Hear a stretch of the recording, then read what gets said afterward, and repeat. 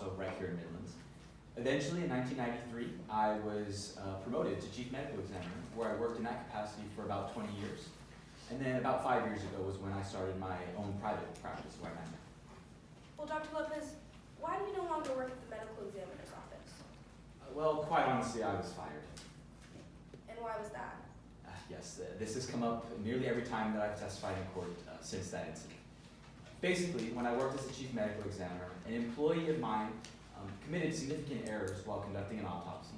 I became aware of those errors. I reprimanded that employee privately. However, I didn't mention anything about it to my superiors. I later denied knowing about those errors, and then eventually I was fired. That led me to write my book. And what's your book about? Well, my book, it's called The Skeletons in Our Closet, and it talks about the pressures that exist in medical examiners' offices to present these airtight conclusions and get rid of nuance and uncertainty in these cases. You see, after I left the medical examiner's office, I realized that I wasn't really working to get to the bottom of these cases. But now that I'm at my own firm, I can investigate them judiciously and really get to the bottom of them. Well, Dr. Lopez, why are you in court with us today? I was hired by the defense to audit Dr. Quincy's autopsy report of Parker Page. Specifically, I was asked to look at Dr. Quincy's determinations about cause of death and time of death. Okay, well, when you're completing an audit like this one, do you use any methods? I do. It's called the Peterson method. I first look at the original autopsy report generated by the original examiner. Then I look at any medical records that individual may have had to see if there were any pre-existing medical conditions of any kind. And I look at the report about where the body was found, any witness statements, anything else that is available. And is this a reliable method? It is. It's peer-reviewed. It's considered the gold standard in forensic pathology. Did you have all necessary facts and data to come to a conclusion in today's case? Yes, I did. And Dr. Lopez, what was that conclusion? Well, ultimately I concluded that Dr. Quincy was correct to determine that Parker Page died as a result of blunt force trauma to her head. However, I take issue with Dr. Quincy's determinations about basically everything else before that point. The time of death, what ultimately caused Parker to fall, things like that. Your Honor, permission for Dr. Lopez to step down and make use of a demonstrative. All right, Dr. Lopez, you'll just step down here. All right. Could you tell the jury what I put up here? Yes, this is a brief chart that I prepared to summarize what I specifically disagree with in terms of Dr. Quincy's report. All right, well, you said at a broad level you agree with Dr. Quincy's conclusion of cause of death. Why is that? That's right. It goes practically undisputed that Parker Page died as a result of the blunt force trauma to her head after she fell. Now, you said that you agree with the cause of death, but not the time of death. What time did Dr. Quincy conclude? Dr. Quincy concluded, and I wrote here, that the time of death was between 4 and 6 p.m. on July 14, 2008. And why was that wrong? Well, Dr. Quincy used the correct and the standard formula that we used in forensic pathology to determine time of death. However, that formula requires certain conditions to be met, and they just weren't met in this case. What are those conditions? Well, for example, Dr. Quincy failed to take into consideration the elevated temperature of that weekend and the fluctuation of the temperature of the ambient environment that Parker's body would have been in throughout the hours before Dr. Quincy arrived to perform her crime scene analysis. And was Parker Page a normal person? That's the other condition that wasn't met in this case. Parker Page suffered from a genetic disorder known as osteogenesis imperfecta, or brittle bones disease. This means that she was significantly smaller than your average child, and her bone density was significantly less than the average child as well. And that factors into time of death. So when accounting for these assumptions, what time did you conclude Parker Page died? I concluded that the window was actually larger than what Dr. Quincy ultimately concluded. It could have been anywhere between 4 and 9 p.m. on that day. Noting for the record, I'm removing Dr. Quincy's conclusion of 4 to 6 p.m. and replacing it with Dr. Lopez's 4 to 9 p.m. Now moving on, you said that you also disagreed with the cause of the fall. Why was that? That's right. There really is just not enough evidence in this case to determine what exactly caused Parker Page to fall. Dr. Quincy asserts that it was the result of her being pushed off of the cliff.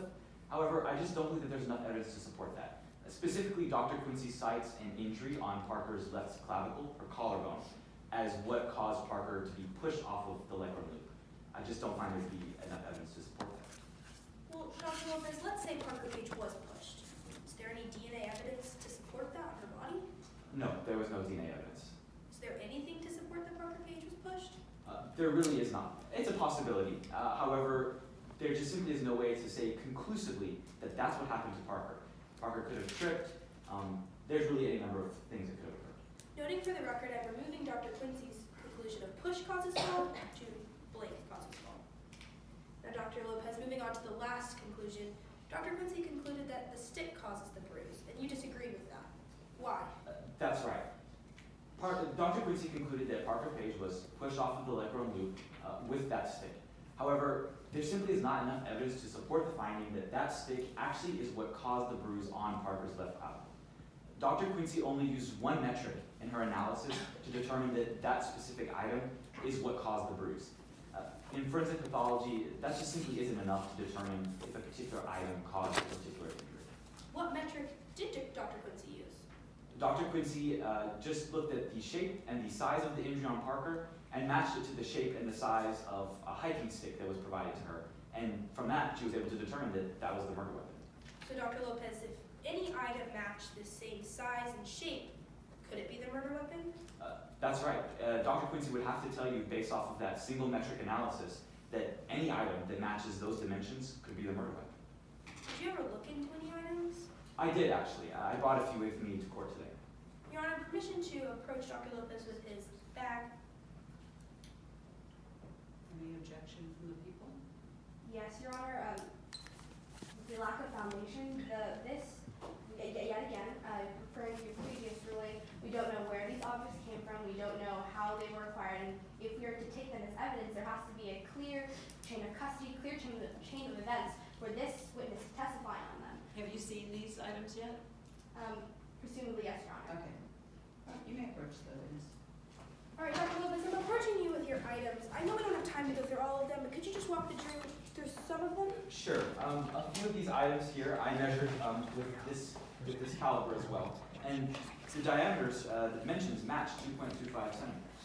This is a bottle. I have also in here a small mallet and a flashlight. Now, Dr. Lopez, are you saying that these are the murder weapons? No, that's not what I'm saying at all. All I'm really saying with these items is that because they match the dimensions of the bruise that Dr. Quincy found on Parker's body, Dr. Quincy would have to tell you that these could be potential murder weapons, especially because there was no other testing done on the hiking stick. Okay, I am going to allow now the objection and arguments on that with respect to foundation, similar to what was heard earlier, as to where these were found, etc. May I respond, Your Honor? Sure. Under Rule 1006, an expert witness is allowed to use summaries or data or anything or a demonstrative to show his conclusions. His conclusions in this case were that a murder weapon could not be ascertained because simply the evidence was not enough to determine that this hiking staff was one. We're not offering these items into evidence, we're merely using them as a demonstrative to show any possible items that could have been a murder weapon. People, any response? Yes, Your Honor. Excuse me.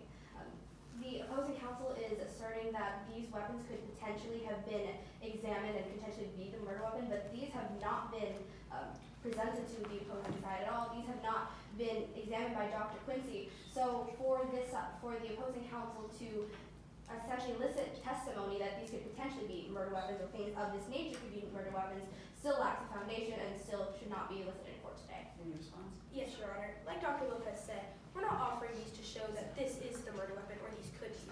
Rather, we're showing these to show the fallacies in Dr. Quincy's argument that you cannot identify a murder weapon based off of the size and shape, because all of these items measure the exact same dimensions and the exact same shape as the bruise on the victim's left clavicle. We're not offering these into evidence, and we're not offering them to show that these, in fact, were a murder weapon. We're just offering them to show an opposing argument. If I may, Your Honor? Yes. If we're going to the rule that opposing counsel did summaries to report to prove content, this rule does not have anything to do with this demonstration. This says that they may use summaries or charts or calculations to prove recordings, writings, photographs that cannot be examined in court. This is not applicable to this rule, and therefore opposing counsel cannot use this in their argument. May I respond, Your Honor? One moment. Do you have that in front of you? Yes, Your Honor. Okay. Yes. Thank you. This is 1006. 1006, sorry.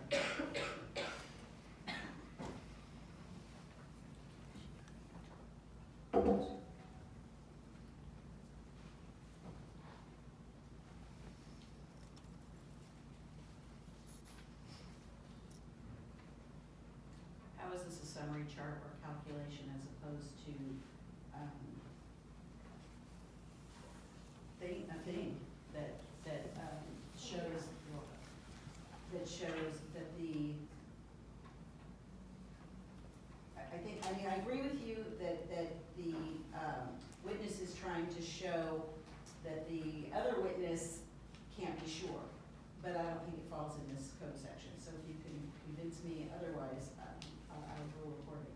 Yes, Your Honor. Under Rule 1006, you have to provide a summary of a conclusion to show facts that are not conveniently brought into court. In this case, it would be inconvenient for the jury to have to sit while Dr. Lopez examined each item, measured it, and wrote that calculation down. That would be the summary of the writings contained in Rule 1006. And these items serve as the summary for the objects. Anything else? If I may, Your Honor, that is not what this rule implies. This says that this summary has to prove volume-like writings, as the opposing counsel said, but this does not fall under this rule, and therefore the opposing counsel cannot use it. Is there anything that suggests that a summary can be an oral summary as it is here?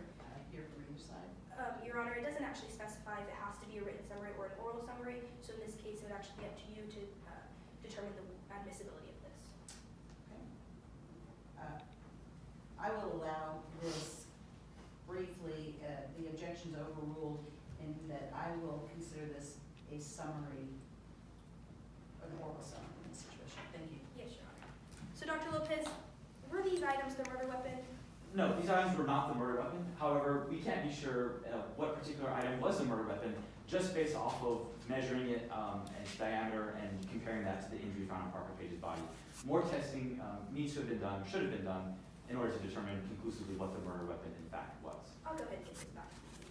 Dr. Lopez, was there any DNA analysis done on the hiking stick? No, there wasn't. Is it the medical examiner's job as a forensic pathologist to conduct DNA analysis? That should be done by someone in the medical examiner's office to determine what, if anything, an item can be connected to in terms of the murder. Was it done in this case? It was not. So what were your conclusions as to what caused the bruise? Ultimately, I concluded that just based off of looking at the diameter and the measurements of a particular item, Dr. Quincy wasn't able to determine conclusively, or shouldn't determine conclusively, what the murder weapon was, what in fact caused that bruise on Parker. Noting for the record, I'm removing Dr. Quincy's conclusion of stick causes bruise and replacing with question mark causes bruise. So Dr. Lopez, what were your overall conclusions in today's case? Well, overall, it seems to me that Dr. Quincy's report was plagued by some of those same pressures that I felt when I worked back at the medical examiner's office, to just present airtight conclusions that get rid of all nuance and all uncertainty. I found that there really was not enough scientific evidence to support all of Dr. Quincy's findings with absolute certainty.